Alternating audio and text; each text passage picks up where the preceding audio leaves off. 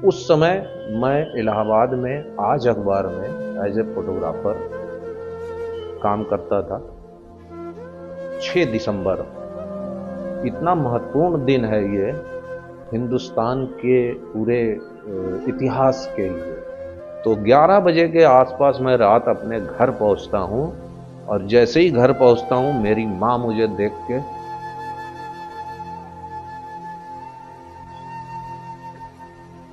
उसके बाद अम्मा ने उसको लिया है।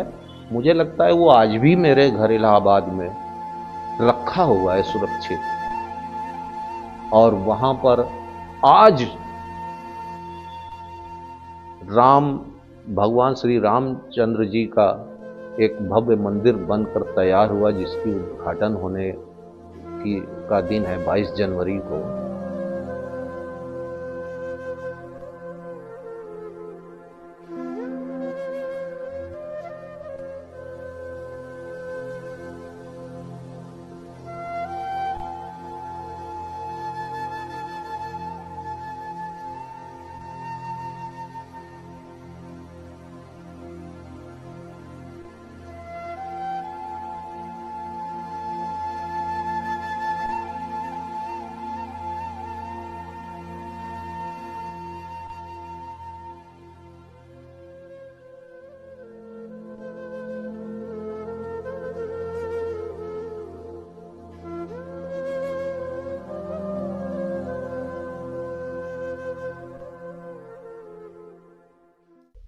मैं नरेंद्र यादव फोटो जर्नलिस्ट हूँ, इलाहाबाद का रहने वाला हूँ। और आज जो हम लोग यहाँ पर महसूस कर रहे हैं 6 दिसंबर की घटना को लेकर के पूरे देश के अंदर एक सिनेरियो बना हुआ है। जो आज 22 जनवरी को राम जन्मभूमि मंदिर का उद्घाटन की बात चल रही है, इसकी जो पूरी रूपरेखा 92 की है। 6 दिसंबर इतना महत्वपूर्ण दिन है ये हिंदुस्तान के पूरे इतिहास के लिए और हिंदू धर्म के पूरे पौराणिक दिनों से लेके अब तक के पूरे इतिहास में इसका बड़ा महत्व है। 6 दिसंबर की तारीख। उस समय मैं इलाहाबाद में आज अखबार में एज ए फोटोग्राफर काम करता था और तमाम घटनाएं 6 दिसंबर के पहले घटी, जिसमें तमाम लोगों ने वहां से कूच किया। मुलायम सिंह के समय गोली भी चलाई गई थी वहां पर और घटना इतनी भयावह थी उसकी कल्पना नहीं की जा सकती। मैं अपने अखबार के लिए बेहतर से बेहतर फोटोग्राफ्स करने के लालसा लिए उन दिनों काम कर रहा था। 6 दिसंबर की जो घटना थी किसी को कुछ नहीं पता था। मैं अपने ऑफिस के अंदर बैठा उधेड़बुन में था और सोच रहा था। इस दौरान हम लोग अपने शहर के अंदर तमाम जो भी धर्म से जुड़े हुए लोग रहते थे और भी राजनीति से जुड़े हुए लोग उनके संपर्क में रहते थे और उनसे बात करते थे कि अब क्या होने वाला है, क्योंकि तमाम घटनाएं इस तरह की हुई हैं जिसका पहले से कुछ अंदाजा नहीं रहता था। उस दिन भी यही हुआ और मैं अपने ऑफिस में था। रात 10 बजे के आसपास मैंने अपने संपादक जी से बातचीत किया और उनसे ये बात बोला कि सर, मेरा मन कर रहा है कल मैं अयोध्या में रहूं, क्योंकि कुछ बड़ा हो सकता है। और आपको मैं बता दूं, अगर आप किसी घटना को लेकर के कभी किसी चीज के लिए लगातार काम कर रहे होते हैं तो उन घटनाओं को देखते हुए आपको ये बात का एहसास जरूर होता है। तमाम तरह के लोगों से मुलाकात होती है, बातचीत होती है, तो आने वाले समय की होने वाली जो घटनाएं उससे आप काफी नजदीक पहुंच जाते हैं। और आपका दिल कहता है कि कल ऐसा हो सकता है, कुछ बड़ा हो सकता है, क्या होगा ये तो नहीं पता था उस समय। लेकिन मेरे को, मैं बोल भी नहीं पा रहा था उस समय कि क्या हो सकता है, बस इतना पता था कि कल मेरा वहां रहना बहुत जरूरी है अयोध्या में। मैंने संपादक जी से बात किया कि सर मुझे जाना चाहिए वहां। तो एक आदमी के साथ, किसी रिपोर्टर को मेरे साथ भेजिए। और मैं ज़्यादातर इस तरह की घटनाओं में खुद ही लीड करता था और अपने साथ जो भी जाते थे उनसे आपस में बातचीत करता था। और उनसे मैंने फिर रिक्वेस्ट की। उन्होंने अपने उस समय के जो आज अखबार में चीफ रिपोर्टर हुआ करते थे, अशोक चतुर्वेदी जी, उनसे उन्होंने बातचीत की। और बात करने के बाद उन्होंने मुझसे कहा, यार नरेंद्र, ऐसा है ना, अभी पिछले ही हफ्ते तो गए थे आप, और अभी ऐसा कुछ है नहीं वहां पर। मैं बताऊंगा आपको, कुछ ऐसा होगा तो तब आप जाना। मैं बड़ा मायूस हुआ, लेकिन अंदर से तो मेरे को ये लग रहा था कि मुझे रहना चाहिए बस वहां। क्या था, क्या होना है, ये कुछ नहीं पता था। और एटमॉस्फियर ऐसा था, पूरे शहर का माहौल ऐसा था कि मुझे अंदर से कोई ठेल रहा हो, जैसे कि तुम जाओ। फिर रात में मैंने 11 बजे फिर दोबारा जा करके अपने संपादक जी से बातचीत की और फिर बोला, सर मुझे जाने दिया जाए। उन्होंने मुझे बोला कि कोई फायदा नहीं है, अभी कुछ दिन और रुक जाओ, उसके बाद जाना। उनका सर ऐसा है, मुझे पता है खर्च होता है, मुझे केवल पेट्रोल का खर्चा ही मिल जाए तो मैं चला जाऊंगा। तो उन्होंने कहा कि नहीं, ऐसी कोई बात नहीं है। अंततः धीरे धीरे करके उनको मैंने अपने पक्ष में किया और वो मेरी बात को मान गए और मुझे इजाज़त दे दिए कि आप जा सकते हो। लेकिन कोई आदमी जाने के लिए तैयार नहीं थे। रिपोर्टर वो भी यही कह रहे थे कि अभी कुछ ऐसी बात नहीं है। तो मेरे एक साथी हुआ करते थे उस समय, अखबार में ही, आज में ही काम करते थे, श्यामेंद्र कुशवाहा। तो श्यामेंद्र कुशवाहा जी ने हमसे रिक्वेस्ट किया कि मैं भी चलूँगा आपके साथ, मैं खाली हूँ, मेरी छुट्टी है कल। मुझे खुशी हुई कि मुझे कम से कम कोई एक साथी मिला। तो मैं उनको लिया और सीधे मैं निकला। अपना शहर का जो भी एरिया था, प्रतापगढ़ दूसरा जिला लगता है, वहाँ तक पहुँचने में तो रास्ते में जो भी पुलिस मिलती गई, तो अपने शहर की पुलिस होने के कारण, चूंकि हम लोग फील्ड के आदमी होते हैं, जिससे पुलिस हम लोगों को पहचानती है और रिक्वेस्ट करने पर मुझे जाने भी दिया आगे। और कुछ बहाने भी बनाए गए कि मैं फला जगह जा रहा हूँ, इधर जा रहा हूँ, उधर जा रहा हूँ। लेकिन जब अपना जिला छूटता है, प्रतापगढ़ पहुंचते हैं, उसके बाद फिर हम लोगों की मुश्किलें बढ़ जाती। जगह जगह बैरियर लगा हुआ था और कार सेवकों को और गाड़ियों को रोका जा रहा था, उधर कोई भी गाड़ियां जा नहीं रही थी। तो जहां भी गाड़ियां रोकी जा रही थी, हम लोग कभी पगडंडी पकड़ लेते थे, गांव की तरफ घुस जाते थे, कभी गाड़ियां फंस जा रही थी। अपनी बाइक थी सुजुकी, उससे गए थे, तो बड़ी मुश्किल से कभी निकालना पड़ रहा था गड्ढे से। तो पगडंडियों के सहारे होते होते फिर आगे जा कर के फिर रोड पकड़ते थे। इस तरह से हम लोगों ने पूरी रात ये सफ़र तय किया। करीब 165 किलोमीटर का रास्ता था। हम लोग सुबह करीब 7 बजे के आसपास पहुंच गए, क्योंकि रात में देर में चले थे और रास्ते में इतनी रुकावट थी, इस वजह से सुबह हो गई। उसके बाद हम लोगों ने यह तय किया कि कुछ पहले व्यवस्था किया जाए, कुछ पेट पूजा हो जाए, कुछ भूख थी, हम लोगों ने नाश्ता पानी किया और उसके बाद सीधे पहुंच गए हनुमानगढ़ी। हनुमानगढ़ी के पास एक आश्रम था, मुझे नाम नहीं याद आ रहा है। गाड़ी ले जाकर के उसी आश्रम में खड़ी कर दी और वहाँ पर साधु संत लोग थे, उनको अपना परिचय दिया, बताया कि हम इलाहाबाद से आए हैं और दर्शन वर्शन करेंगे।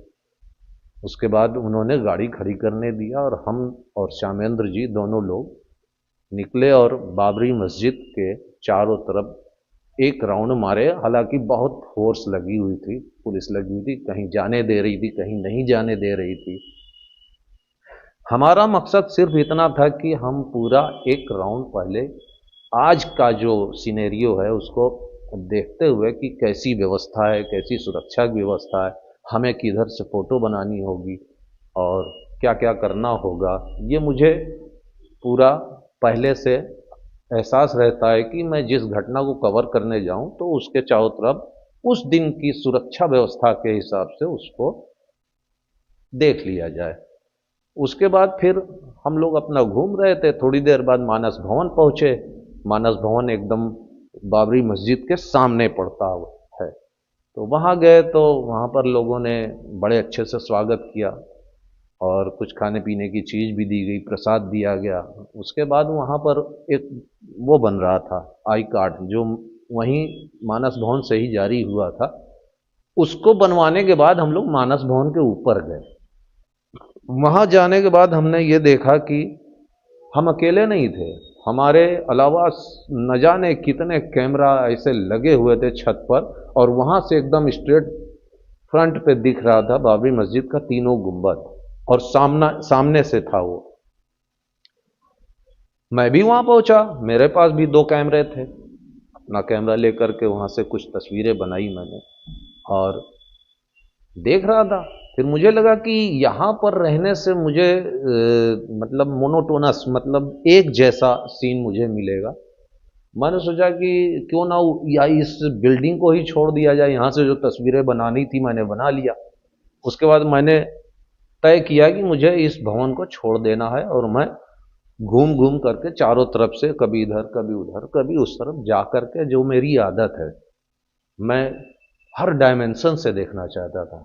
और मैंने देखा, गए उधर, इन सब इस दौरान मुझे वहां पर घूमते हुए मेरे बड़े भाई साहब भी मिले, एसके यादव, जो नॉर्दर्न इंडिया पत्रिका अमृत प्रभात के सीनियर फोटोग्राफर थे, और उनको जो है एक हफ्ते से वो वहीं कैंप कर रहे थे और डेली वो फोटोग्राफ करते। तो मैंने उनसे पूछा, भैया आप कैसे भेजते हो फोटो यहाँ से? तो उन्होंने बताया कि फैजाबाद जाते हैं यहाँ से, उसके बाद वहाँ पर एक गुप्ता जी का स्टूडियो है, उनके यहाँ जा कर के प्रोसेस करवाते हैं। प्रोसेस करवाने के बाद पीसीओ भी है उन्हीं का, उसमें फैक्स की सुविधा है। तो उस समय ब्लैक एंड वाइट फोटो बनती थी और फैक्स कर देने से तत्काल आपको कहीं भी आप जहां भेजना चाहो वहां चली जाती थी।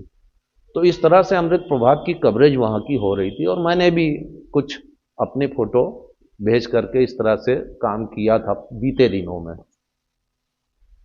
उसके बाद इतनी बातें हुई और भाई साहब अपने दूसरे रूट पे निकल गए, मैं दूसरे रूट पे निकल गया और इन सब चीज़ों को देख रहा था। करीब 11 बजा रहा होगा दिन का। काफी शोर सुनाई दिया, जय श्री राम जय श्री राम जय श्री राम करके। लगा कि कोई भीड़ चली आ रही है अचानक से।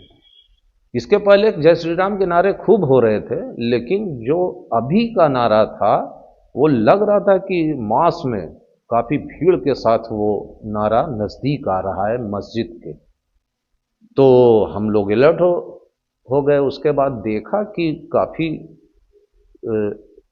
अब मैं दिशा तो अभी यहाँ से नहीं बता पाऊंगा। बाबरी मस्जिद के इस साइड से काफ़ी तेज़ी से पूरी भीड़ आई। मैं उस भीड़ में घुस गया, उसकी फ़ोटो भी खींचा और उस भीड़ का हिस्सा बन गया। चूँकि हम लोग रामनामी ओढ़ लेते थे ऐसे मौके पे, चूँकि रामनामी ओढ़ने से कम ये रहता है कि हम अपने कैमरे उमरे को कहीं दिक्कत होती है तो उसमें छिपा लेते हैं और भीड़ का हिस्सा बन करके अपने को बचा लेते हैं।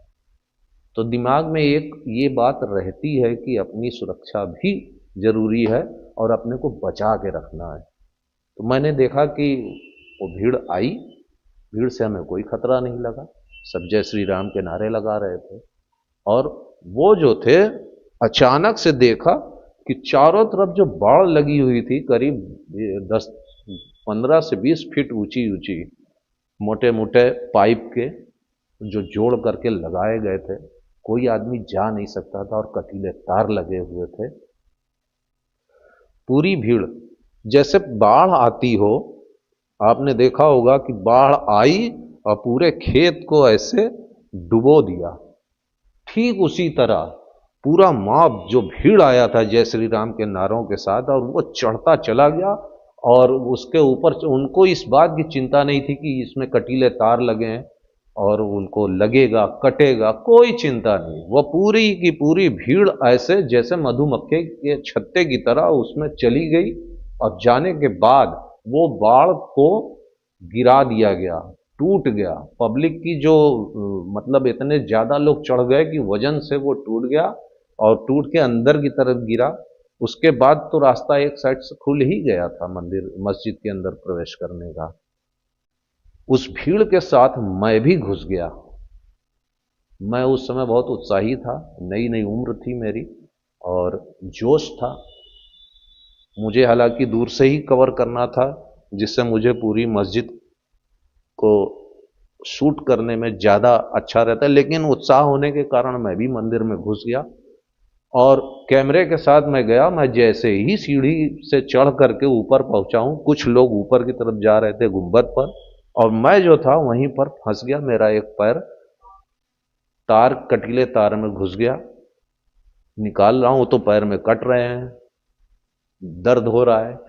तो मैं कोशिश कर ही रहा था कि इतनी देर में करीब 40-50 की संख्या में कार सेवक मेरे ऊपर से चढ़ते हुए, चूंकि रास्ते में मैं था, चढ़ते हुए मेरे को रौंदते हुए चले गए।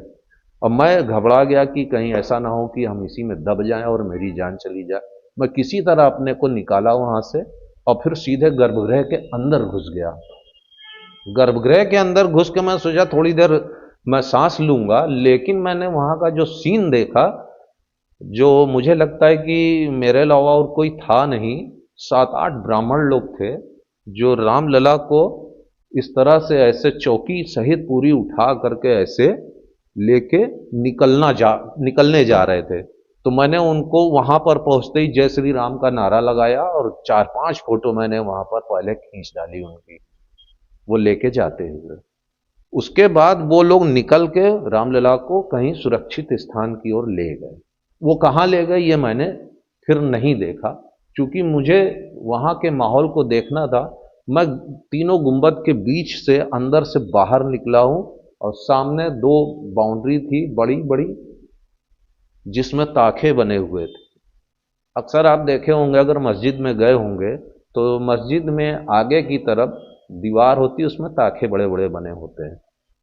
तो उसमें जो है पब्लिक चढ़ करके उस पूरी दीवार को तोड़ रही थी। तो मेरे भी दिमाग में आया कि मैं भी वहां चढ़ सकता हूं। मैंने वहां ऊपर चढ़ करके ऊपर से वो फोटो बनाई। जिस दीवार पे वो खड़े थे उसी दीवार को वो कुदाल से और रंबा से तोड़ रहे थे। तो मैंने कुछ तस्वीरें बनाई। फिर मुझे लगा कि अब मुझे ये जगह बदलनी चाहिए। मेरी नजर पड़ी पीछे गुंबद के ऊपर, एकदम पूरे कार सेवकों से पटा हुआ था और सब तोड़ रहे थे। किसी के हाथ में बेलचा, किसी में कुदाल, किसी ने रंबा लिया हुआ था, और जो जिसके पास जो हथियार था उसी से वो तोड़ रहा था। अब मैं आपको एक बात यहां पर वो याद दिला दूं, 500 साल पहले जब बाबर ने आक्रमण किया होगा, तो जो सीन वहां रही होगी, वो सीन और इस सीन में जो अंतर मुझे नजर आ रहा था वो यही रहा होगा। उस दिन हुआ था नरसंहार भी हुआ था, लेकिन इस दिन, आज के दिन 6 दिसंबर 1992 को जो हो रहा था, वो सारे कार सेवकों के दिल और दिमाग में और आंख पर खून सवार था। वो उस बाबर को इस मस्जिद में देख रहे थे और इतनी बुरी तरह से उसको ध्वस्त कर रहे थे, मानो कि वो सीधे बाबर पर ही हमला कर रहे हैं। आधे घंटे मैं उस परिसर में था। उसके बाद मैं उस फोटो को कवर किया, उनके अंदर गुस्से को देखा, कार सेवकों के अंदर, और फिर वहां से मैं कवर करते हुए जब मैं बाहर निकला हूं, मुझे नहीं पता था बाहर क्या हो रहा है। जैसे ही मैं बाहर पहुंचता हूं, मेरे ऊपर हमला हो जाता है। साधुओं का झुंड, कुछ सादे ड्रेस में हट्टे कट्टे नौजवान वहां पर खड़े हुए थे, हमारे आपके जैसे ड्रेस पहने हुए।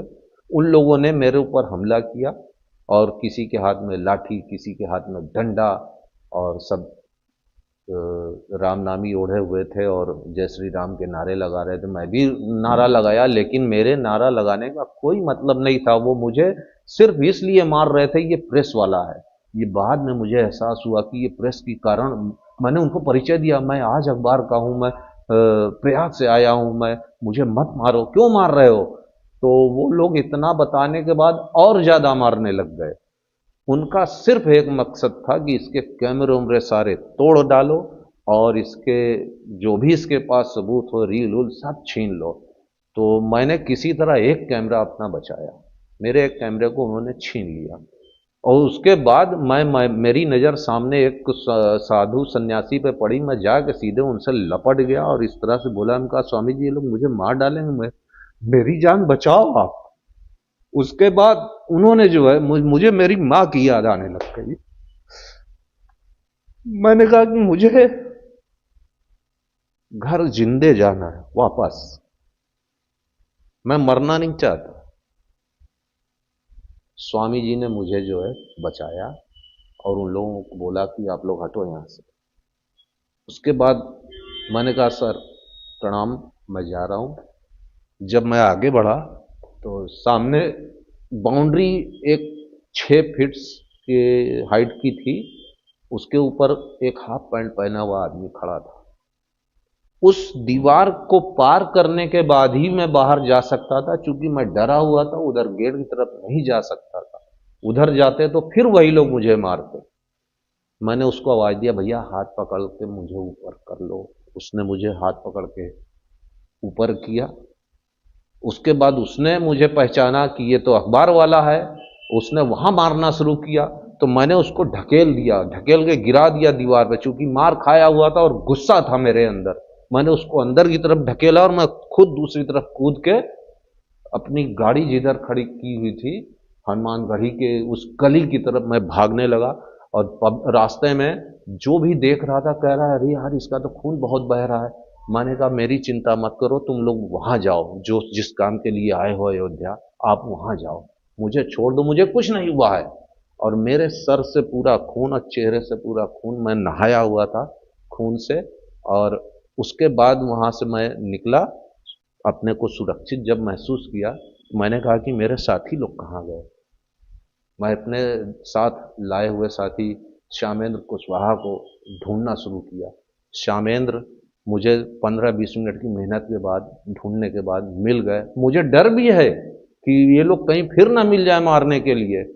तो चूंकि मेरे पास कैमरा बैग, कैमरा, मेरी पहचान तुरंत हो जा रही थी कि ये प्रेस वाला है। इतना मार खाने के बाद मुझे इस बात का जरूर एहसास हुआ कि यहां पर प्रेस वालों की ही पिटाई हो रही है और उन्हीं को मारा जा रहा है। बाकी लोग तो सब सामान्य रूप से आ रहे जा रहे। हमको श्यामेंद्र कुशवाहा दिख गए उसी गली में। हमको पूछा, कैसे हो यार, तुम तो ठीक हो ना? बोला, अरे यार तुम्हारे तो बहुत चोट लगी है, तुम्हारे खून निकल रहा है, चलो चलो कहीं तुमको इलाज का। हमका कहीं नहीं जाना है, पहले घर भागो यहां से, नहीं तो ये लोग मार डालेंगे। तो श्यामेंद्र का कहना था, मैं तो कलम रखा हुआ था, मेरे पास तो कुछ ऐसा चीज था नहीं, तो नोट भी कर रहा था, तो उनकी पहचान तो हुई नहीं। पहचान मेरी हो जा रही थी, क्योंकि फोटोग्राफर कहीं भी रहेगा उसकी पहचान हो जाएगी। वो मीडिया से है, अगर नहीं भी है मीडिया से तो यहां क्या कर रहा है, इसलिए भी वो मार खाएगा। तो वहां से मैं किसी तरह अपने आप को बचा करके जब पहुंचा हूं, गाड़ी जहां खड़ी की थी तो वहां ताला बंद था आश्रम में। अब मेरा और डर बढ़ गया कि मैं अब क्या करूं, ये सब तो वहीं चले गए होंगे मस्जिद को तोड़ने। आधे घंटे हम लोग परेशान थे और वहां इधर उधर भटक रहे थे कि कैसे होगा, घर कैसे जाएंगे, गाड़ी तो यहीं, हमारा सारा मिशन बेकार हो जाएगा। ऑफिस में कह के आए कि हम कवर करके आएंगे, बढ़िया फोटो देंगे, तो मेरा ये सब खेल गड़बड़ हो जाएगा। तो आधे घंटे और हमारा वहां पर बीता। वो बाबा जी एक आए तो पता चला कि ये आश्रम के बाबा है, और उन्होंने ताला खोला। मैंने रिक्वेस्ट किया, सर अब हम लोग जाएंगे। उन्होंने मुझसे कहा कि तुमको चोट लगी हुई है, तुम आराम करो, मत जाओ। मैंने उनको कहा कि सर चोट वोट नहीं लगी, हल्का सा लगा हुआ है। उसके बाद वहाँ से किसी तरह हम लोग गाड़ी लेके निकले, और जब हम वापस आने लगे तो पूरी अयोध्या में हम देख रहे हैं कि जगह जगह टायर सड़क पर जला करके रास्ता बंद किया गया, और जो भी मस्जिद दिख रही थी सब पे हमले हो रहे थे, और सभी जगह कुछ ना कुछ। अब पुलिस फोर्स है, लगी हुई है, लेकिन पुलिस किसी का विरोध नहीं कर रही है। यही हाल बाबरी मस्जिद क्षेत्र में भी हुआ। पुलिस ने कोई विरोध नहीं किया, पुलिस केवल खड़ी हुई है, जैसे उसको आदेश मिले तब वो आगे कुछ करे, जैसा कहा जाता है। उसके बाद वहां से मैं निकला, फैजाबाद पहुंचा। फैजाबाद पहुंचे और डरे हुए हैं कि मुझे हाँ फिर से कहीं ये लोग पकड़ ना ले, क्योंकि हर जगह और भी साथी लोग मिले, वो लोग भी यही बता रहे थे भैया प्रेस वालों को मार रहे हैं। तो मेरे दिमाग में आया कि किसी दुकान से पान की दुकान से चूना लेकर के अपने गाड़ी में लिखे हुए प्रेस को छिपा लें, लेकिन हिम्मत नहीं हो रही है। चाय पान की दुकान पे जाएंगे, पता नहीं वही लोग मारने ना लग जाए। मैं गाड़ी बस चलाया जा रहा था, और उसके बाद इलाहाबाद के रोड पे गाड़ी जब मेरी दौड़ी है तो रास्ते में जगदीशपुर शायद पड़ता है। जगदीशपुर में हम लोग रुके हैं थोड़ी देर, और इतनी चोट थी, इतना दर्द था, सर एकदम चकरा रहा था। एक पान की चाय की दुकान पे रुकते हैं और दो दो समोसे खाते हैं हम दोनों लोग, एक चाय पीते हैं, थोड़ी सी जान आती है। उसके बाद फिर हम लोग बैठते हैं और गाड़ी पर फिर गाड़ी स्टार्ट करते हैं। वहाँ से गाड़ी हमारी जो है 60-70 की स्पीड में दौड़ रही है, और उसके बाद हम लोग रात करीब 10 बजे पहुँचते हैं इलाहाबाद में तेलियरगंज। जैसे ही नदी पार करते हैं, गंगा नदी, तो लगता है कि मैं अपने घर में आ गया। अभी मेरा घर वहां से भी 7-8 किलोमीटर दूर है, लेकिन मुझे लगा कि मैं अपने शहर में घुस गया, अब मैं सुरक्षित हूं। उसके बाद मेरी हिम्मत जागी है, और मैं वहां पर एक निजी चिकित्सालय में पहुंचा हूं। वहां पर लोगों ने देखते ही कहा कि अरे ये तो आपको बहुत ज्यादा चोट लगी हुई है, आप कैसे गाड़ी चला रहे थे। मैंने बताया उनको कि हम लोग अयोध्या से आ रहे हैं, बाबरी मस्जिद तोड़ दी गई है। इतना सुनते ही वो सब और सवाल पूछने लग गए, और क्या हुआ, कैसे हुआ, आपको ये क्या हुआ। मैंने कहा भैया अभी मैं हिम्मत नहीं, मेरे शरीर में जान नहीं है, कुछ पट्टी उट्टी बांध दे, मैं घर चला जाऊं। तो उन्होंने मेरे सर में पट्टी बांधी, थोड़ा बहुत जो हमारे साथी ने बताया उन लोगों को वहाँ का हाल, वो लोग बहुत खुश हुए और खुशी मनाने लग गए। बल्कि मुझसे कोई फीस तक नहीं ली और कोई पैसे नहीं लिए, और खुशी में बल्कि वो मुझे कह रहे थे कुछ खा पी लो, और कुछ खाना मंगा दे रहे हैं, ले लो। मैंने कहा नहीं, मुझे जाने दो। तो 11 बजे के आसपास मैं रात अपने घर पहुंचता हूं, और जैसे ही घर पहुंचता हूं मेरी मां मुझे देख के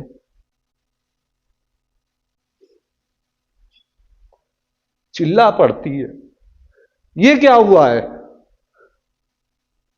मैं जो उनके आंख में आंसू देख करके अपने को रोक नहीं पा रहा हूं, वो सीन मुझे याद आती है। मैंने कहा अम्मा कुछ हुआ नहीं है, कहां चोट लगी है। तो उन्होंने कहा झूठ बोल रहा है, ये क्या है पट्टी बंधी तेरे सर पे। मैंने कहा अम्मा बाबरी मस्जिद तोड़ दी गई है।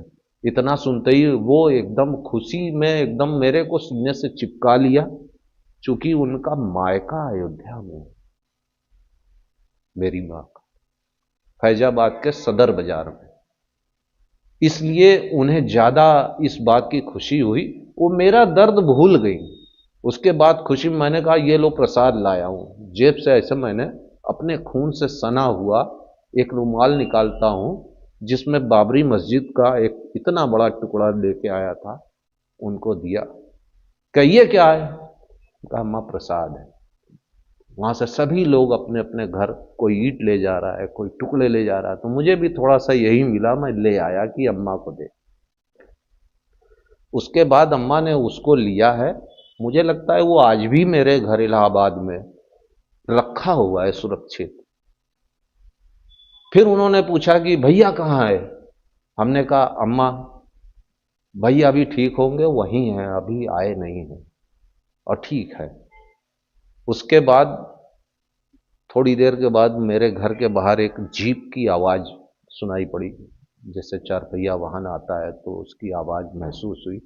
तो मैं तो नहीं गया, अंदर दो तीन लोग प्रवेश करते हैं, मैं देखता हूं कि सुरेंद्र मिश्रा जी, जो उस समय आज अखबार में मैनेजर हुआ करते थे, अशोक चतुर्वेदी जी, हमारे चीफ रिपोर्टर, ये दोनों लोग आते हैं, हमारा हाल देखते हैं और पूछते हैं क्या हुआ।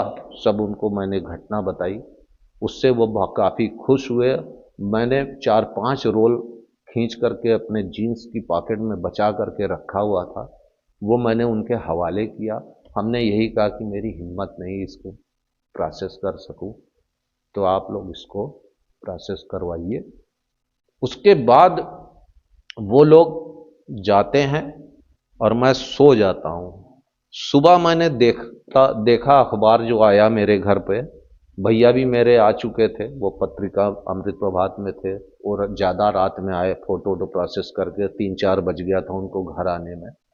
सुबह हम दोनों भाई जब सो के उठते हैं, दरवाजे के नीचे से पेपर आता है रोज सुबह की तरह, और खोलना शुरू करते हैं तो जो दर्द था मेरे शरीर का, सर फटा जा रहा था, वो सब गायब हो गया।